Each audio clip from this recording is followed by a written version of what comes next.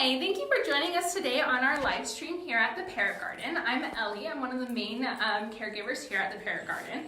I'm here with some of my two good friends, Kaimi and LaQuita. LaQuita is the one who's preening Kaimi. He's a blue and gold macaw, and his mate is Kaimi. She's a green winged macaw. So these guys came in together as a bonded pair. So these guys are actually monogamous. They'll be together their whole life, and they love each other very, very much. I hope to one day also love someone as much as they love each other. One of LaQuita's favorite thing to do is help preen Kaimi. So that means he kind of helps like comb her hair. He makes sure she looks good, that the oils are spreading around, that she's nice and healthy and beautiful feathers. If we look at LaQuita though, we kind of notice he's a little bit of a naked chicken. That's what we call these guys when they maybe don't have all of their feathers. That can happen for a lot of different reasons. In general, we say it's because of captivity. These guys are still wild animals. They're not domesticated or anything like that. So when these guys are in captivity, it's very easy for something to not be quite perfect. So it could be a lot of stress happen at some point in his life. It could be a bad diet. It could be a medical issue. But something caused him to start plucking his feathers out. And if that behavior isn't stopped right away, or if we don't really know for sure why it's happening, it can kind of turn into a compulsive behavior. And so even though he's very, very happy here, he's probably our happiest bird that we have here at the sanctuary, then he can still pluck his feathers. And he actually is so into plucking and getting those feathers that you can actually see Kaimi's ears. Kaimi's telling us that we're a little too close right now because it is mating season. So mating season's in the springtime, and that means that these guys are extra hormonal. We all know how fun hormones are. We go through puberty. These guys go through puberty just like that. And during springtime, their bodies are telling them, let's have a baby, let's make a family. And when that happens, they just want to be with each other. They want to make a nest. They just want to preen each other and do all that really cute, kind of married couple stuff. And so when we're in their space, Kaimi will tell me, hey, this is my boyfriend right here. You need to just take a step back and just let him pay attention to me, which we always respect when birds are telling us that. If birds are not feeling it, if they're too close, if they're not having a good time, we read their body language, and we always take a step back and make sure the birds are comfortable. That's our first priority, that birds are having a good time here, because when you have a happy bird, you have a happy beak, you have a happy person, and you usually have that quiet they're happy, which we love. So birds end up in rescues and sanctuaries for three big reasons. The first one being their long life. Kaimi here is about 40 years old, which might sound really old, but she hopefully has another 40 years. Most macaws can live 80 plus years if they have a good diet, if they have lots of sunshine, lots of enrichment, lots of mental stimulation. And LaQuita is a little younger. He's kind of cougar's man. He's about 35 or so. It's for most birds, you can't actually tell the age unless you know their hatch date. There's no sign. They don't get white like dogs do, or maybe they don't have teeth that can kind of tell us that they're old or young. So if the people who surrender them or rescues that we might get them from don't know their age, then sometimes it's a guessing game. You can say, oh, it's an adult, they've reached puberty, and they are healthy. But we do know for sure these guys, their owners love them very, very much, and sadly they can no longer take care of them after a very, very long time having them. So they came to us about 10 years ago. I think everyone here at the Parrot Garden, if you ask us, what's the one bird you could take home? If you could, I think we'd all say Kaimi and LaQuita, because we don't separate bonded pairs. These guys do have to be adopted together, but they're probably one of our most low maintenance, well-adjusted, well-socialized, well-trained, funniest birds you could have. Kaimi here loves having dance parties. It's the only way people here at the Parrot Garden stay in shape, really. We like to go into the macaw room and we play some fast beat music, and we like to go, woo! And then sometimes Kaimi will go, yeah. Does she ever do this when I say that they do this? No. These guys can mimic, can talk, can dance, can do a lot of things. Do they do it when we have volunteers and adopters and people watching? No, they don't. They immediately come completely still, but that is okay. These guys are very, very smart. They have intelligence of a 3 to 5 year old, and so they need a lot of stimulation, but because they are so smart, it means that they need to really be able to get to know you. Most parents are not ones that believe in people. They gotta learn to trust you and like you. You're a safe person. What are we growling about? The other two reasons that parrots end up in rescues are, the one is the screaming. These guys are being very quiet right now, but these guys can also get really, really loud. If we're not fast enough giving them breakfast or their treats or anything like that, they will let us know, to the point where we actually have earplugs all around Parrot Garden if we need to pop them in our ears. So if you ever come and visit us here and you say hi and I don't hear you, it's not you, it's a me thing, and I just can't hear anymore. The third reason that these guys end up in rescues and sanctuary is because of that big beak and that big bite. Because these guys are wild animals, they're not domesticated or anything, they still have all their wild instincts. So even if you have a great relationship with your bird, if something scares them or it's hormone season and you're not paying attention to their body language, even if it's like, because it can be really subtle, sometimes they will let you know by biting you. And because this beak is really big, so me and you have a bite pressure about 150. A green-winged macaw here, starting bite pressure is 500 and can get more than 2,000 bite pressure per inches. So I'm gonna give them a treat and I can kind of show you. So I know when I try to open a walnut, I usually have to hit it pretty hard with a hammer to get a good dent. We will see what Kaimi does. Here's that for you. Oh, there you go, LaQuita. Oh, wow. Oh, that's the good stuff. So you can see if that did ever hit, if they ever bit me or anyone else, or even on their cages, they can do a lot of damage. And so with these guys, it's just really important to be able to know their body language and to really listen to them. And so they're going to eat this for... Sorry, LaQuita makes us laugh here quite a bit. He is a very, very good boy, a very smart boy. In the best kind of way. He is one that sometimes he has to have some help with things. We're going to give him a few more minutes. He's going to get it. Kaimi here might have to help him in a little bit while she finishes eating her walnuts. So nuts are a really high value treat here. They don't get nuts with every meal or every day or anything, because while in the wild they could eat nuts all the time, in captivity they tend to not fly around or get as much exercise as they might in the wild. And nuts are actually really fattening. They have lots of fats and calories that, again, if you're flying 50 plus miles a day, they totally eat it. They could eat 10 of these a day and be fine.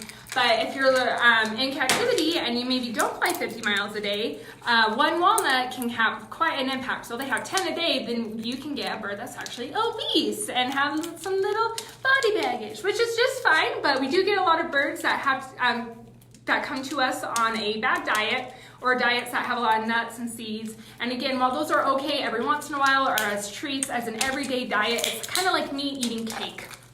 I would not look very good if I ate cake every single day, even if I love it. So as someone who's responsible for these guys, it is our job to make sure they do have the best diet that they can get in captivity. So they eat a good kind of mismatch of high quality pellets that have all the vitamins and nutrients they need. And they also get chopped. And chopped is like a big birdie salad. Here at the Parrot Garden, we make chopped that has more than 50 ingredients in it. So every bird has a little something they like. So some birds love corn, some birds like broccoli, some like spinach or peppers. So we chop it up really, really small and we give it to them about 3 times a week, sometimes a little more. And they love it and they eat it really good. So some birds love eating their fruits and veggies, and those are really high value treats for them as well. And so a way to make sure that these guys are constantly using their mind, which is really important for birds in captivity, is that we make foraging and enrichment toys. One of our easiest one that we have is called a baffle cage. This is what it looks like. So we're able to fill this up with newspaper, we have mahogany pods, we have little plastic bits, and in this newspaper we're also able to put treats as well. So not only will this keep them busy, we say a busy beak is a happy beak, so they'll be busy tearing out all this newspaper, maybe they'll get a little tidbit, and that is enriching. So just like us, like in dogs, licking something, it releases endorphins and like happy feelings and hormones. So does kind of biting and foraging. Using that beak makes them very happy. And so this is a very basic, very easy thing to do for your bird to have. A lot of birds, this is the first step we take for birds for foraging. It's really easy. I could put an almond right there and that bird will know, boom, I get that almond. That's super fun. Sometimes we get a little harder. We have these this is a really fun foraging one. Let's see if she'll be into it. She just ate all that walnut, so I don't know if she'll really care for this. But in this, we're able to put newspaper and this cardboard with also nuts and stuff in there. And if they're interested in it, what do you think, LaQuita? Do you want to try it? Let's see, you got it? Oh, where is it? See, he knows this game. He knows somewhere in here. There's probably going to be oh, good job, LaQuita. That was so good. And so when we get them into this way, they do have to work for it. Again, it makes their beak work, it makes their mind work, and it makes their feet work. And so they always have a good time with these. And you can make them harder and harder. I could wrap this up in something and then wrap that up in something to the point where they have to spend a good 15 plus minutes unwrapping something to get their treat they like. Some birds, though, are very, very smart. Kaimi is one of them. We totally believe here that Kaimi chooses to be in her sleep area at night. We have put her in a sleep area where she did not really care for it and took the door off of it. And was on her boyfriend's by morning. And so she loves these little screwdrivers and little washes that she can actually use her tongue to undo all of these. So birds are really cool, parrots are really cool that they actually have a bone in their tongue. And so that is kind of like a thumb for them. That's how they're able to get out of everything. That's how they're able to climb things, right, Kaimi? Yeah. Yeah, let's see. I know I might be getting too close. Will you try it? You just want to throw it. Yeah.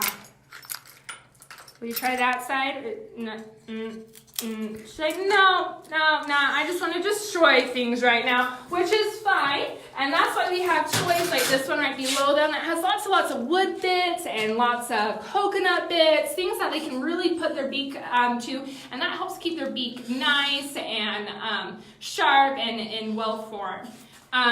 So these guys are in our central aviary right now. This is this big space that we're in. We use this a lot during the winter time or when it's too cold for these guys to go outside because they are tropical animals. So they're found in tropical, subtropical areas from like South America to up to Costa Rica, to Africa, to India, Australia. So all those places where it's really hot and humid, it doesn't get very cold.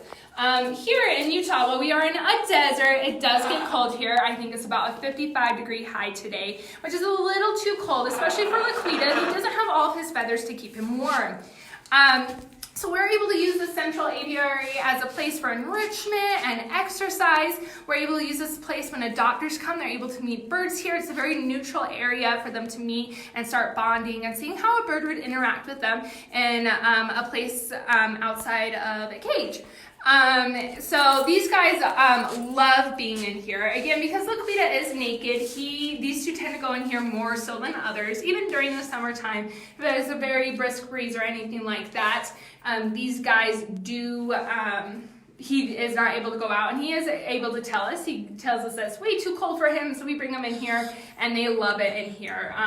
And then after they go back into their sleep areas, we get to come and clean this room and clean up all the toys that they destroyed and clean up all the poop they pooped, and it's awesome. So these guys, again, are adoptable. If you guys are interested in birds who are pretty low maintenance, bonded pairs can be really good for people who don't have that full amount of time of every single day bonding and having that bird out and about with them and giving them that socialization they need. Because parrots are very, very social creatures. They live in huge flocks. Some live in 10 plus, 20 plus, 30 plus flocks. They do need a lot of needs inside of a home. So if you're a person that likes to go on lots of vacations or likes to go out after work, sometimes a bonded pair like these two who get a lot of that socialization with each other is a great option for you. Again, even though these guys will always prefer each other, they love building relationships with people, having dance parties, hanging out. One of my favorite things to do with these two wonderful birds is close all the doors and let Kaimi and LaQuita walk the halls. LaQuita loves to do a good little hello at every single door. I always when he's kind of figured out how to get to the bottom. They love walking around and getting into everything. And Kaimi is one, she knows how cute she is and just how much we all love her. So she's kind of our #1 little star here. A lot of times when we have photo shoots and stuff like this, she loves the attention. She'll say hello, hello, until people go over and hang out with her and say hi. She kind of poses, she'll do a nice little hi, and it's the cutest thing ever. But here at the Parrot Garden, we have a lot of different species of parrots. There's more than 350 species of parrots. So they have everything from your smaller little cockatiels and parakeets, which are the ones you usually find in pet stores, to your big guys like Kaimi, who's the biggest bird we have here. She's about 1,300, so 1,300 grams, which evens out about 2 pounds. So even though she's a really big girl, that is still pretty light for most of us. Most puppies are about 2 pounds. There are some species of birds bigger than her, but not very many. The first one being a hyacinth macaw, which you don't really find in captivity. And then we have everything in between. We have lots of Amazons here. We have lots of cockatoos.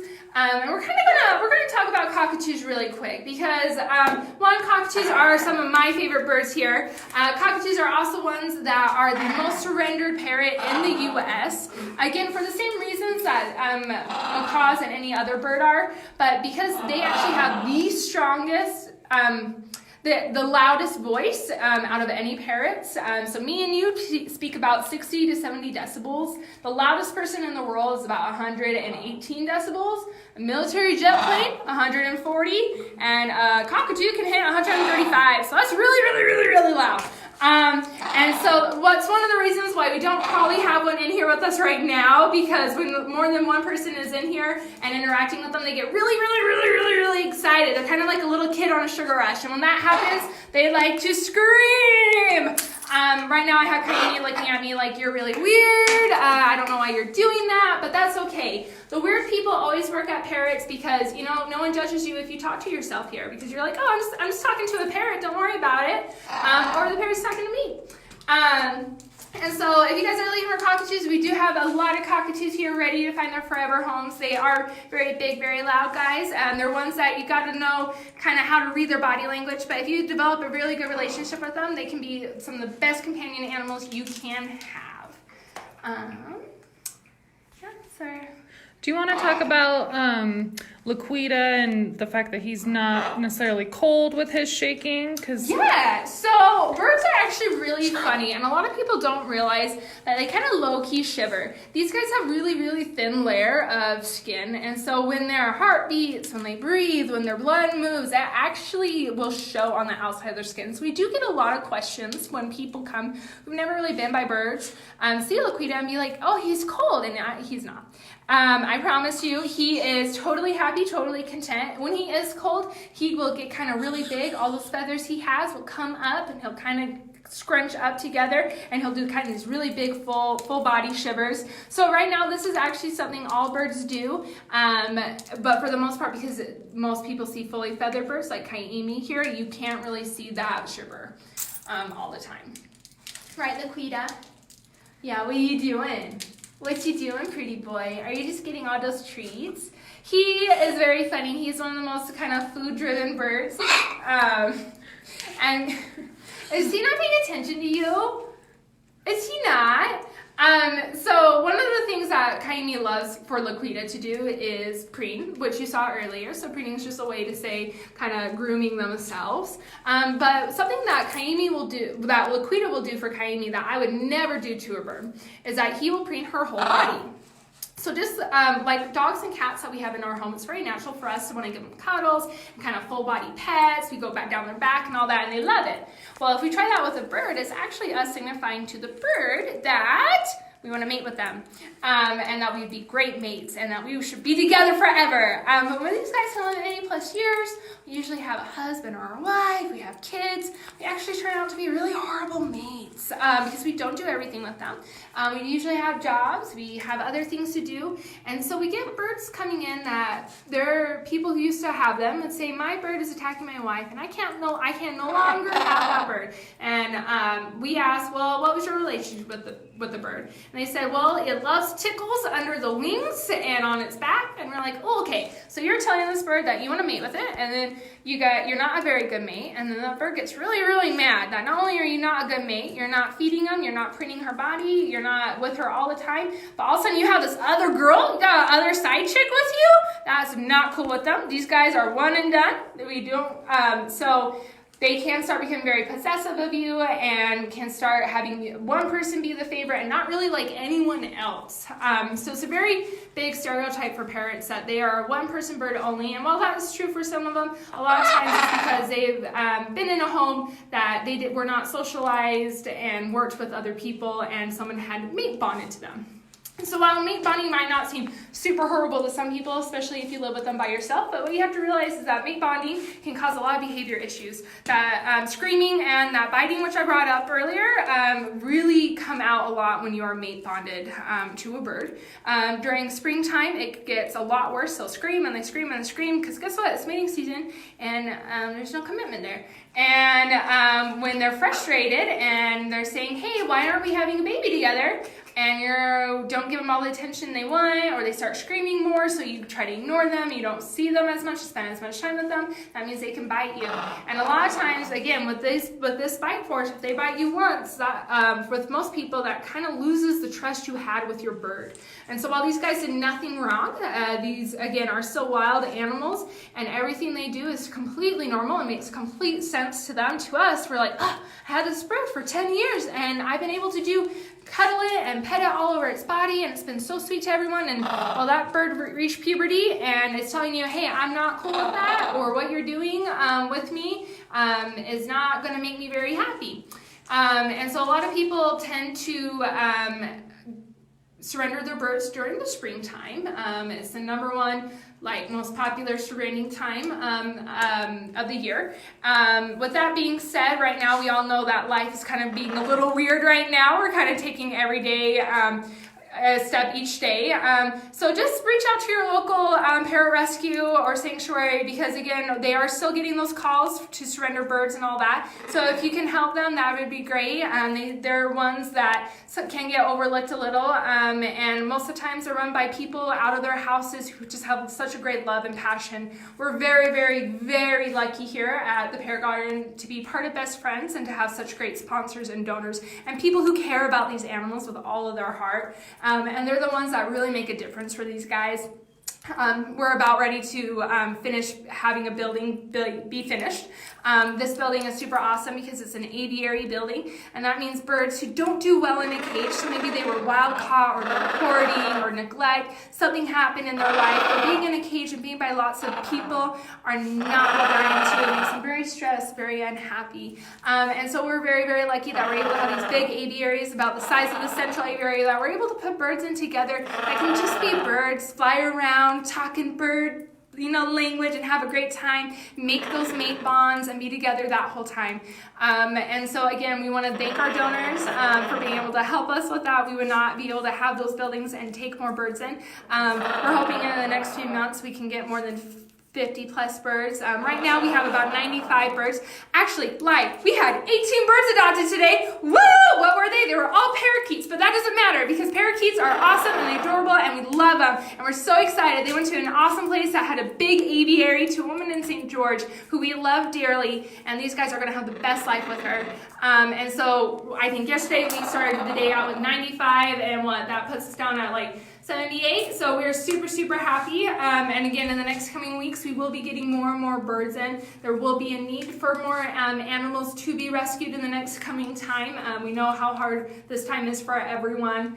So we want to make sure we are, again, reaching out to our local animal shelters and rescues and people that really need our help right now that might just be getting overlooked. Thank you guys so much for coming. Tomorrow we will have another live stream. It's going to be at Dogtown at 2 o'clock. So please Come back on Facebook. I know we are doing social distancing. We're not doing social, we're doing physical distancing. So please come join us, socialize with us, ask us anything you'd like. We have a Facebook page here at the Parrot Garden called Best Friends Animal Sanctuary Parrot Garden. If you have any questions, anything about that, feel free to contact us on there. If you're interested in adopting any of our birds or any of our animals, you can go on to bestfriends.org and put in an application. We'd love to contact you and get you out here to find a forever animal for you. Thank you guys.